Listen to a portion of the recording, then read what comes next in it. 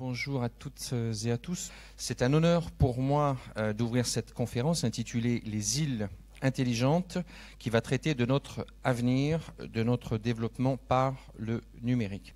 La collectivité a choisi d'assurer le financement d'Archipel Développement, lui confiant des missions orientées sur notre développement.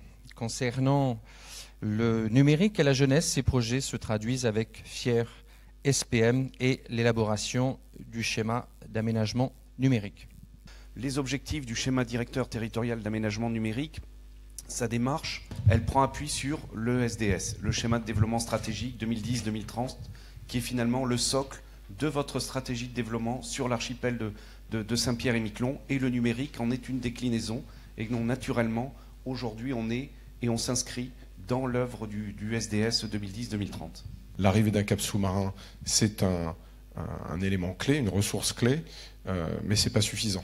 Et j'ai toujours plaisir à dire qu'une infrastructure, c'est le début de la transformation numérique. Sans cette infrastructure, par contre, ce n'est pas possible. Donc c'est le paradoxe. C'est-à-dire qu'en fait, il faut d'abord avoir de l'infrastructure pour pouvoir rendre possible cette transformation digitale. Mais si on s'arrête à cette infrastructure, eh bien, rien n'est fait. Donc c'est vraiment cette combinaison entre la politique d'aménagement numérique qui débarre par les socles, on va dire, les sous-bassements infrastructurels, et puis la politique à la fois du développement des usages et des services.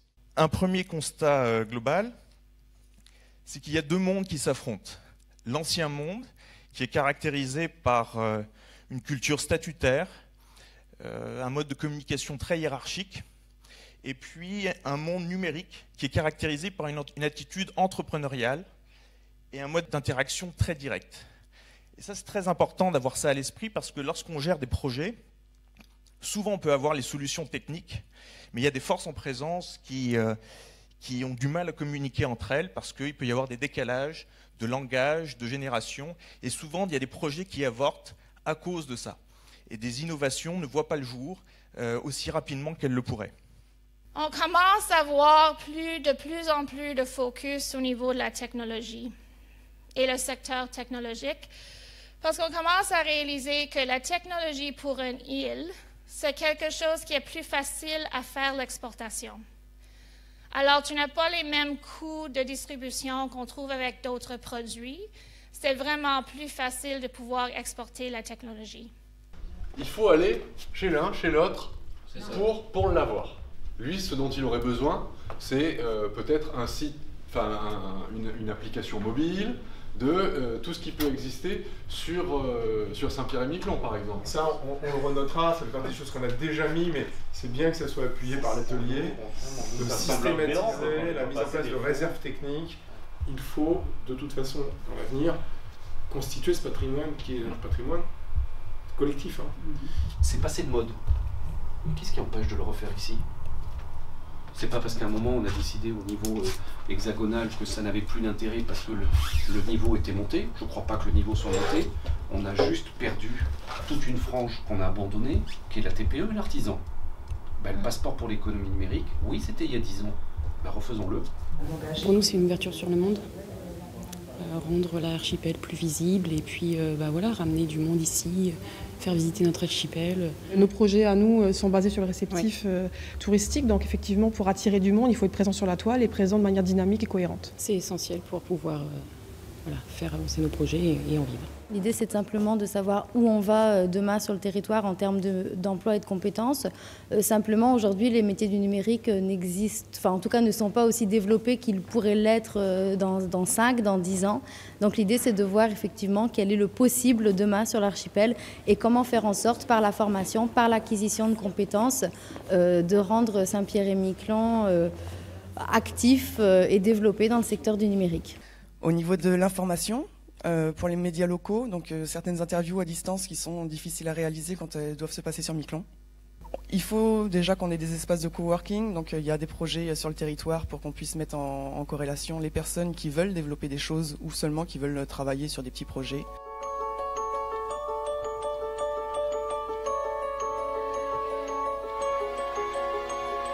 Alors selon les chiffres aussi, on sait que 49% des utilisateurs d'Internet vont regarder une vidéo avant d'acheter un voyage.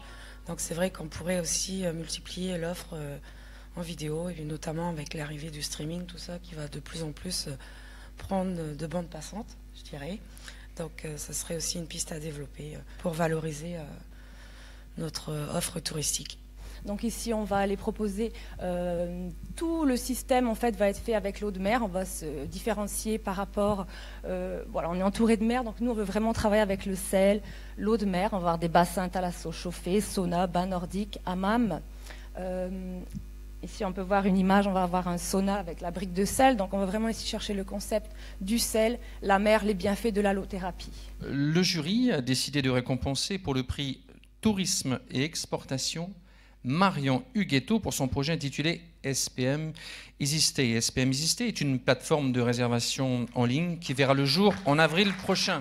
Le développement d'une microbrasserie de qualité professionnelle est un beau projet pour l'archipel, porté avec passion par Laurent Bertrand et Gwenaëlle Michel.